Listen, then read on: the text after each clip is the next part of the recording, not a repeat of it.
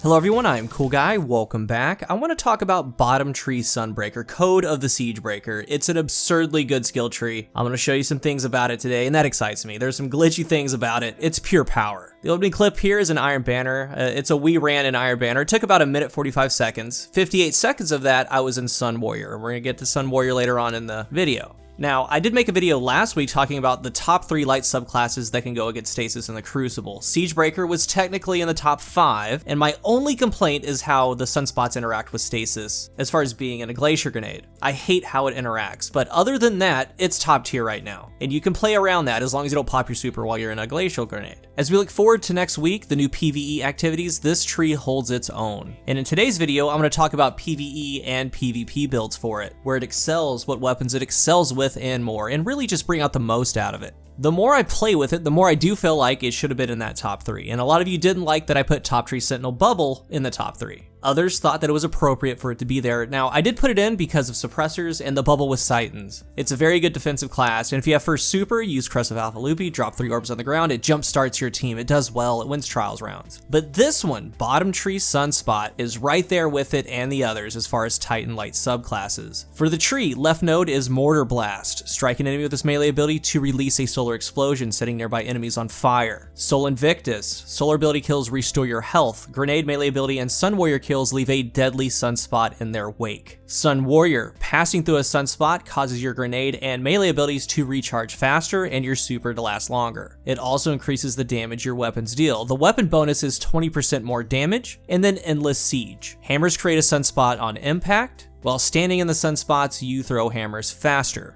There's so much to talk about, and I don't know where to begin, and there's so much gameplay to show you, but not enough time. And what's nice about this tree is that there's beginner, intermediate, and higher level ways to use this in PvP, and in PvE, there are various routes you can go. You can have fun and do really well no matter what your skill level is in PvE or PvP. Let's first start with the Sunspot itself, and I want to bring up the perks and kind of walk through what you need to know, and I feel like a lot of players aren't using it to its full potential. Then I'll get into some weapons, some tactics, some builds for PvE, how some of the interactions work, and for all the footage, unless otherwise noted, I have on the Phoenix Cradle Legs exotic. I'll get into some other ones later, but this is my highest recommendation. Sun Warrior lasts twice as long, and allies who pass through the sunspots are granted Sun Warrior. So first thing, burning targets you kill also makes sunspots. It's very important. Any grenade or charged melee final blow can create a sunspot, so you can use a thermite or whatever you want in PvE, or if you throw it down on a low health enemy, it's gonna work. But ultimately, I do recommend the incendiary grenade because it applies burn. Anytime that you tag something with a grenade and they start burning, if you finish them while they're taking burn damage, it's gonna drop a sunspot. And while they're burning, it could be with a weapon, a melee, anything. As long as you take them out while they're burning, it's gonna drop it. The grenade does 5 ticks of burn damage, but for the melee does 9 ticks of burn damage, so 6 apiece, 54 total damage as far as burn. So if you're able to melee an enemy and they get away, not down them, and you take them out within that time frame, it's gonna create the sunspot. So very big thing for PvP, but also you need to know it for PvE. The next point, burning targets killed trigger a health bump. Again, that's tied to your grenade in your melee.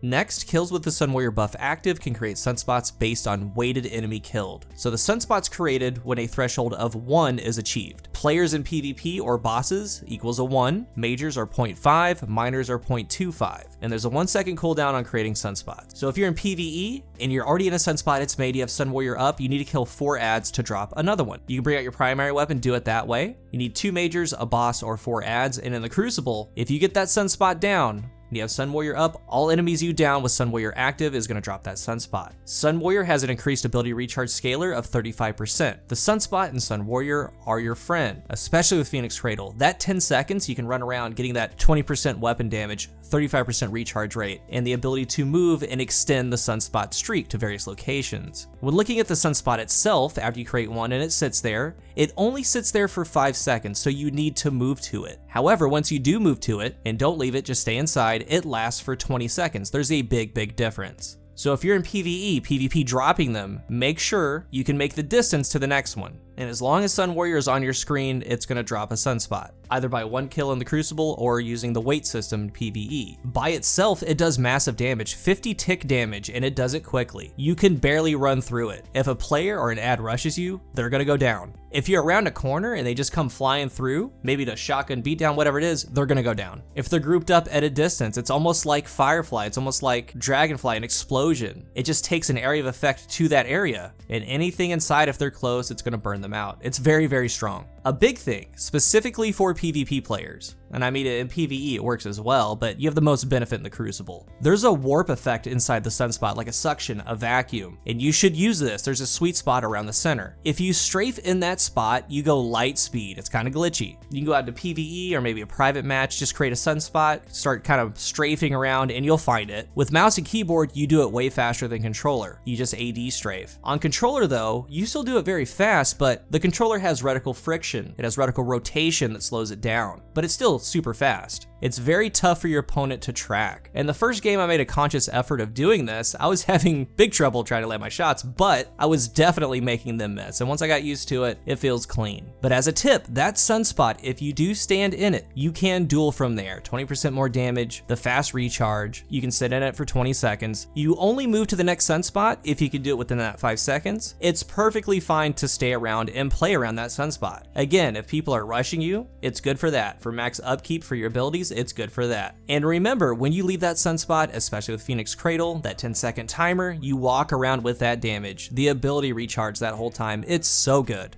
Now that we went through what to look for the Sunspot, how it works, next I want to talk about weapons and builds. It's separate for PvE and PvP. You use different things depending on where you are. For PvE, it's wide open. The kit itself with no mods can work well. It's on the weight system, so the #1 way to get Sunspots going in PvE always is with the abilities, melee and grenade. But there are a couple ways to get that Sunspot going outside of the melee and grenade. The best outside way by itself is you can burn them out with Polaris Lance. If they do burn out, it can create a Sunspot. At base, other weapons can do it, but I don't recommend them at all. It isn't a guarantee, it's very rare. Special circumstances need to happen, enemies need to be grouped up, and so on. Those are things like the Sunshot explosions, Xenophage, Uton, but they can do it with help. But the main way, again, for Sunspots to get going in PvE is with the abilities. Aside from Polaris Lance doing its own thing, after that, you have 3 routes: Warmind cells charged with light, or a mixture of the two. This can get very confusing, so stay with me. There's a ton of customization. The overall builds can work with pretty much any subclass, but a couple of them have a lot of synergy with Bottom Tree Sunbreaker. And there's so much, I'm sure I'm gonna leave some things out. Please talk about those other things down in the comment section. Warmind cells are a great way to create Sunspots without using that charged melee or grenade. For those weapons mentioned earlier, Xenophage, Uton, Sunshot, or Ikelos or Seraph weapons that can make the cells. The main setup for Warmind cells to go all in is Rage of the Warmind adds additional solar damage to explosions of Warmind cells you destroy. Wrath of Rasputin, solar splash damage final blows have a chance to create a Warmind cell. Burning cells, destroying a Warmind cell creates a burst of solar energy that causes enemies to burn for several seconds. Global Reach, Warmind cells you create, the effect and damage goes to a greater distance. Now, the last mod, since you're so deep in Warmind cells, it's either going to be Warmind's Protection, you take reduced damage from enemies that are near Warmind cells, or Power of Rasputin, you gain bonus damage against enemies that are near Warmind cells. So this is with running a non-Seraph or Ikelos weapon.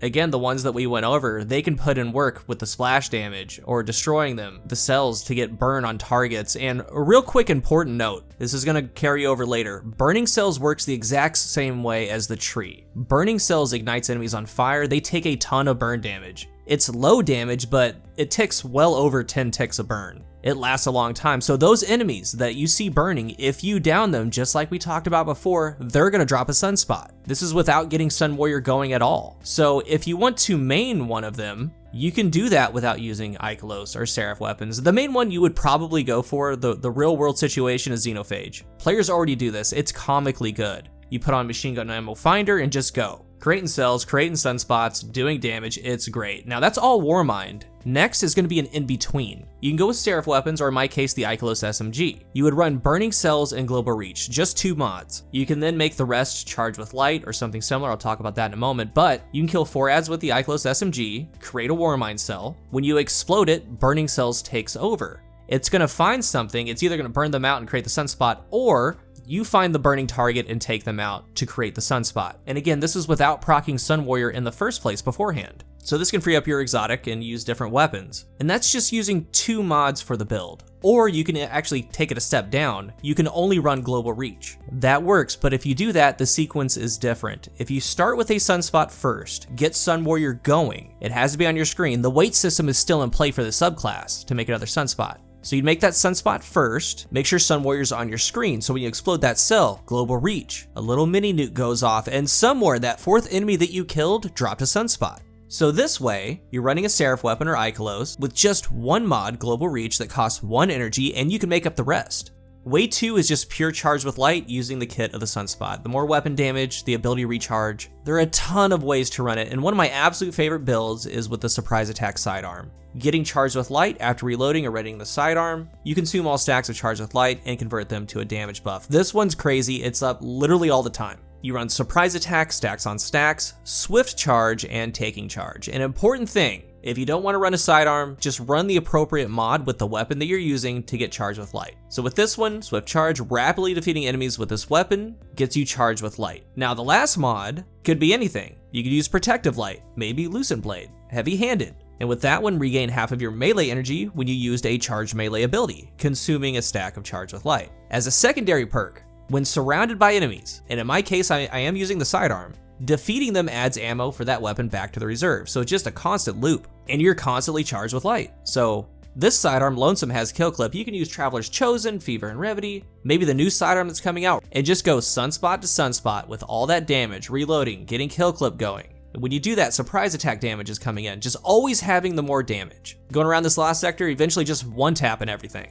And I didn't bring up the artifact because it's changing, but swift charge and all these charge with light mods, using them with sunspots with something like Terabot is nuts. It absolutely shredded lost sectors versus the anti-barriers, just getting health, getting damage, obliterating everything. There's so many combinations, there's no way to talk about and go through all of them, but I just want to show you how it's all running off that catalyst of the Sunspot. The third route is a mixture. I would go Burning Cells with Global Reach paired with an Ikelos or Seraph weapon. Make sure it's masterworked. Then you could either run Swift Charge or Taking Charge. Since your weapon should be masterworked, I would go with Taking Charge. That's 3. The 4th would be Stacks on Stacks. And after that, the 5th one is the big thing that you want to do with those stacks. Lucent Blade comes to mind. Again, you're charged all the time, so whenever you want to do your damage with whatever you choose, it's gonna be there. With this one, you're gonna spend it on sword damage with Lament, Falling Guillotine, maybe a new sword. Or a big one coming next season, the Godslayer Warheads, the Ordnance mod. Rockets are getting a buff, 30% more damage,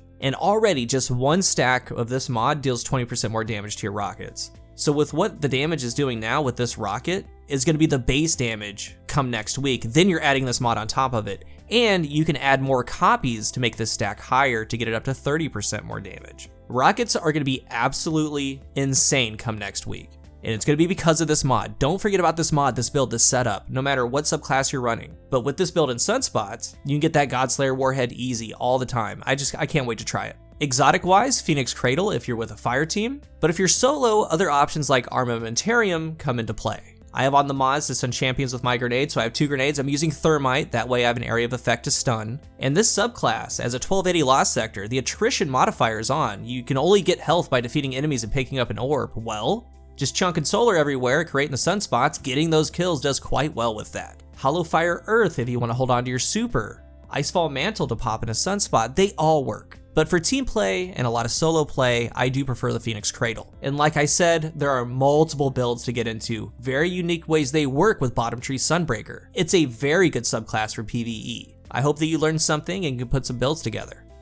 Of course, fill in Scavengers, Finders, Momentum Transfer, Impact Induction, and more. The last section is PvP, the Crucible, more or less. The background footage is to show the power of Sunspots and this tree. My base build is Radiant Light, Powerful Friends, Taking Charge, High Energy Fire, and usually the last armor piece is just used up, maybe with Sniper Rifle targeting, something like that. There is a beginner, intermediate, and then basically the regular way. Where in PvE, it's easy to go punch and add, grenade them, get a sunspot going, but in the Crucible, you have to pick and choose your engagements to land that final melee blow, that final grenade blow. But when you do, and you get that sunspot, you have a lot of power. And we talked about it in the beginning of the video. If they're rushing you, they can't get close. It's something to be respected. Now, the easiest way to get a Sunspot going, and for whatever reason it works now, it started in Beyond Light, it didn't work before this expansion. It's using Jotun, the toaster. Kills with it on bottom Sunbreakers spawn a Sunspot, no matter what. Similar to how Thorn works with Necrotic Grip. It's crazy. And I put up a card the other day, we won 35 rounds and lost 3 rounds in Trials of Osiris. I was using this build with a 120 RPM hand cannon. And in the comments section, I saw a lot of people saying that it's lame, it's cheesy, it's cool, but a lot of people saying, oh, it needs to get nerfed, it takes no skill. But here's the deal. It's very effective as a pick weapon when players are engagement. So you could be in a duel and all of a sudden, boom, toasted, you're done for. It's best when you don't see it coming. It's good when a player doesn't respect it. And just let me show you something. The whole it's cheesy and all that, here's the real world.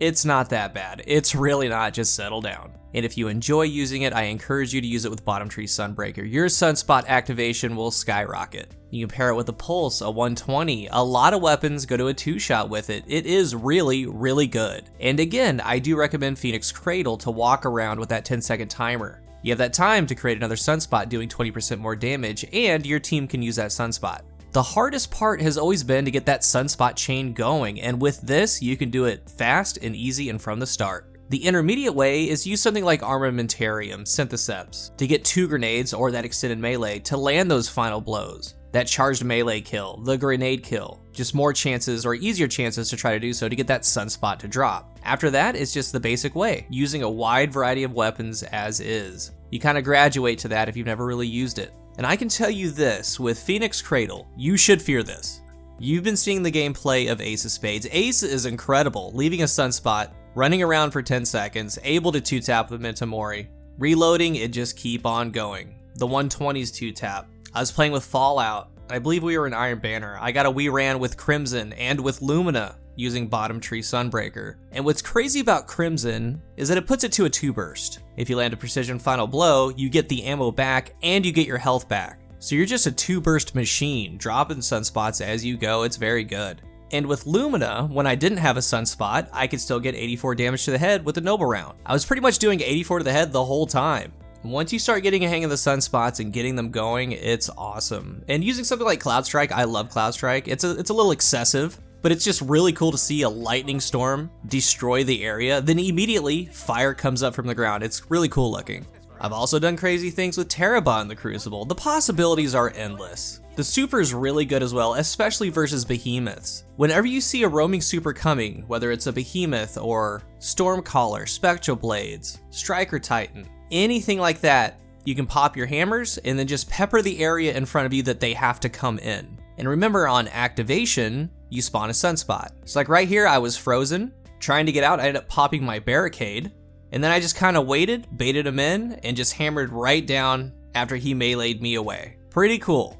So if you've never used Bottom Tree or haven't in a long time, I do encourage to do the ease of use with the toaster. Get your Sunspot movement going, then graduate to more lethal things. I jump around subclass to subclass, but I haven't done a deep dive in a while, and I'm really glad I did with this one. I love it. I've been enjoying it so much. If you don't have Phoenix Cradle, put on your favorite. Hollow Fire, Dune Marchers, OAM, Syntheseps, Armamentarium. You only have 5 seconds with Sun Warrior if you leave the Sunspot, and you can't share them, but you can still get things going. The kit works all around everywhere in the game. No more sleeping on it. If you're new here, remember to hit the subscribe button. And if you are subscribed, thank you so much for your support. Likes and shares are always appreciated, and I hope that you learned something. If you're looking for a new controller, I am partnered with Scuff Gaming. Use the link down below and my code COOL at checkout for a discount. Let's talk about builds, the tree, everything down below. I really enjoyed making this video. It took a long time to make. Thank you for watching, and until the next one, I am CoolGuy.